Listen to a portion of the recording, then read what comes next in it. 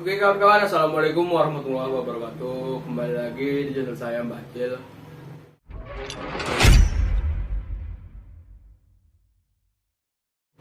Di dalam video ini saya tidak akan berpergian kemana-mana.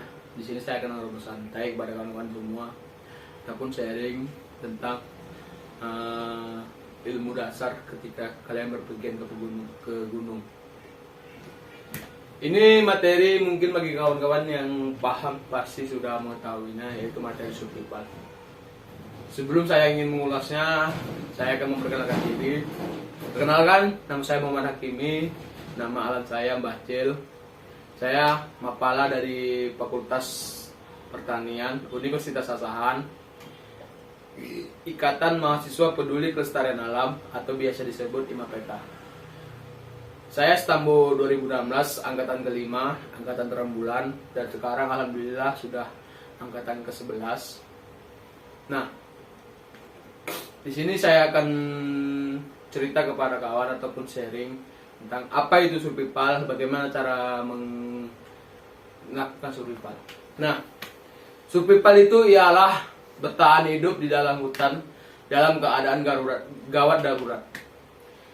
Dalam artian gawat darurat itu ialah kita tersesat di alam, perbekalan habis, kita tidak bisa pulang ataupun tersesat lah, bahasa tersesat. Nah, survival ini sendiri banyak dibaginya, yaitu survival alam dan survival kota. Survival kota mungkin kan kawan tahu lah bagaimana caranya.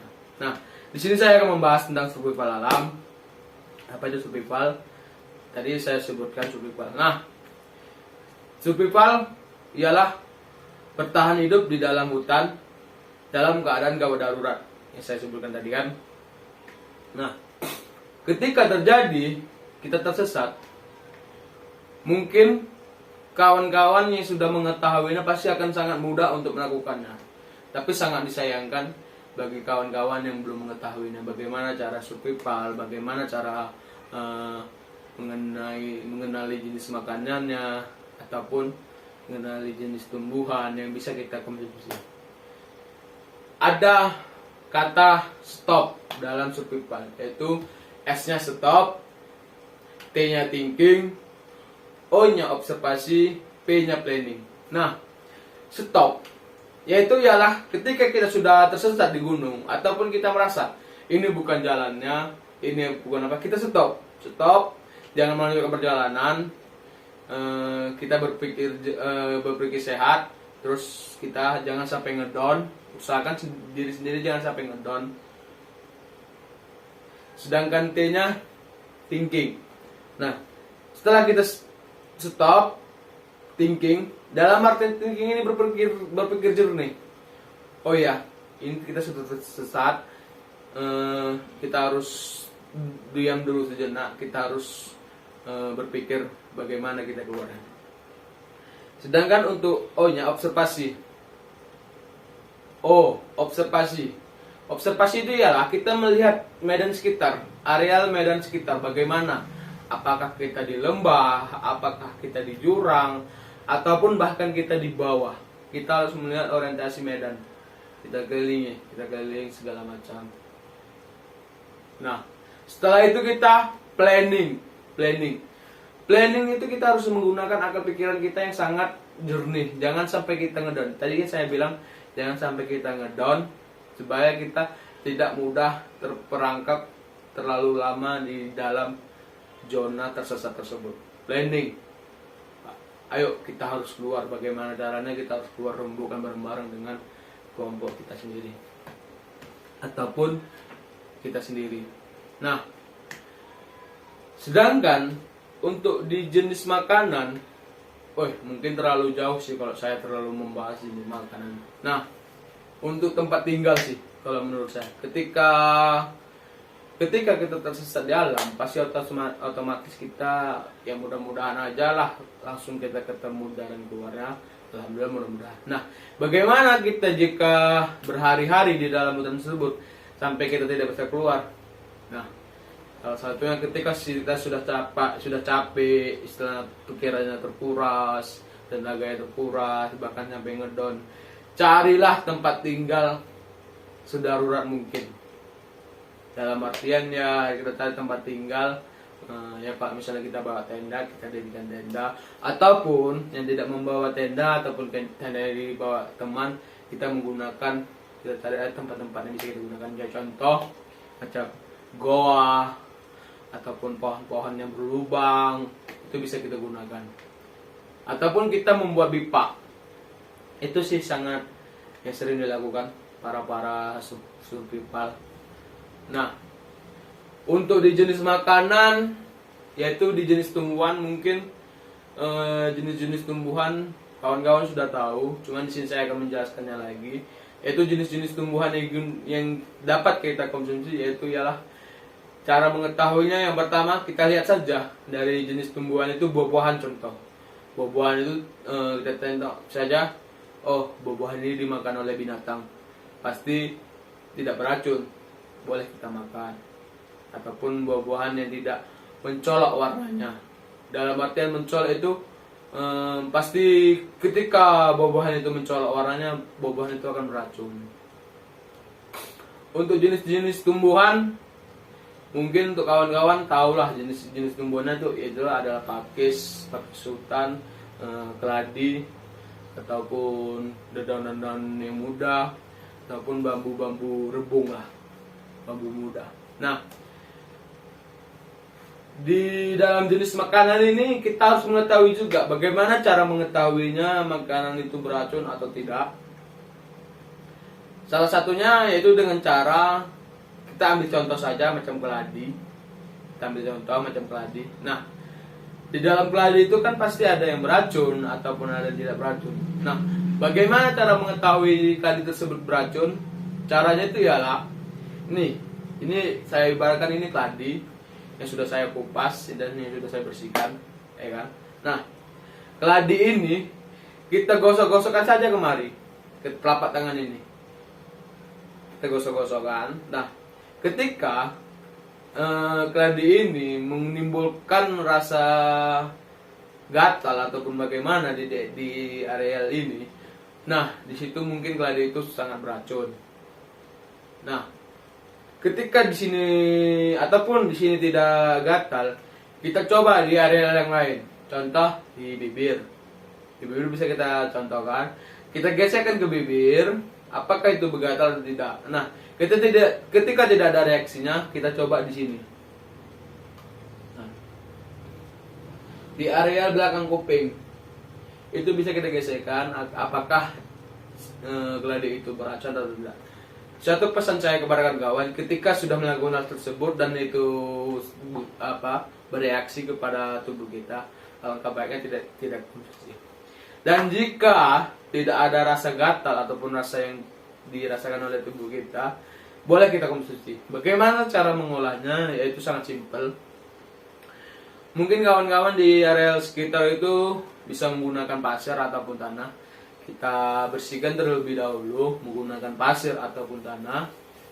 Dia bersihkan sampai dia itu berbuih. Dia itu akan berbuih. Kalau keladi itu jenis keladi itu akan berbuih. Nah, setelah itu kita rebus si keladi ini menggunakan garam.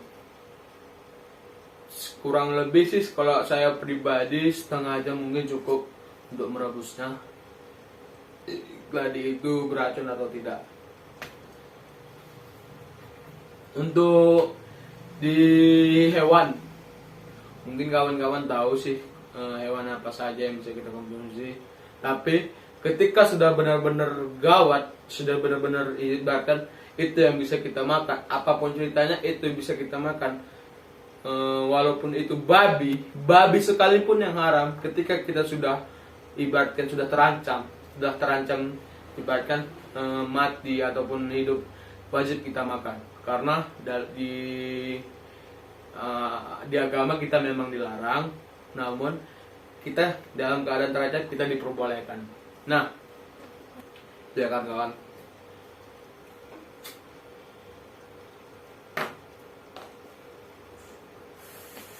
Manusia bertahan hidup tanpa air itu cuman 3 jam. Cuman 3 hari. Manusia bertahan hidup tanpa air 3 hari. Sedangkan manusia bertahan hidup tanpa makan itu 14 hari. Nah, bagaimana cara kita mengambil air sedangkan di dalam keadaan hutan itu tidak ada sungai, ya kan? Ini dalam hutan ini tidak ada sungai, tapi yang sangat kita butuhkan itu ialah air yang peran utamanya. Bagaimana? Yaitu yang pertama kita cari dedaunan yang nggak usah terlalu tinggi, yang bisa kita jangkau. Kita cari plastik ataupun kas kresek. Nah, di situ kita tutup daun-daun di ujungnya, kita tutup, kita apakan, pasti ketika malam dia akan mengembun dan ketika pagi harinya airnya akan menetes. Nah, air itu bisa kita konsumsi. Nah, yang kedua bagaimana? Yaitu air hujan. Air hujan pasti sudah tahu lah ya bagaimana.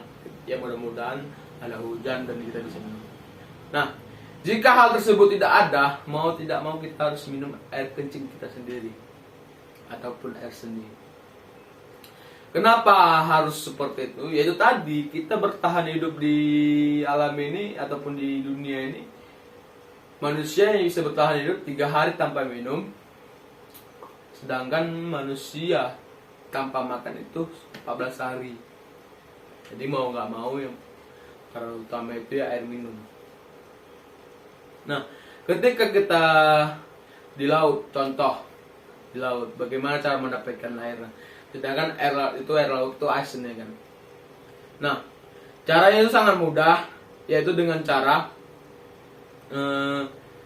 ini saya ketahui saja, saya akan menjelaskan. Mungkin kawan-kawan banyak caranya, cara lainnya itu pertama kita gali tanah ataupun pasir tersebut, kita gali, ya, kita gali, terus plastik putih, otomatis kita kan plastik, yaitu plastik packing yang ada di dalam carrier, kita ambil saja, kita bentangkan di dalam lubang tadi. Sebelumnya di bawahnya itu kita cari penampungan, entah botol, entah mangkok, kita taruh di lubangnya itu. Setelah itu kita tutup dengan plastik, kita isi pasir di sekitarnya agar tidak merosot ke dalam. Nah, setelah itu kita masukkan ke dalam air itu, ke dalam plastik tersebut, kita tuangkan saja. Nah, di situ akan mengembun ataupun uap dari si air ini tadi akan turun ke bawah dan itu akan menjadikan air tawar. Seperti itu ya kawan-kawan.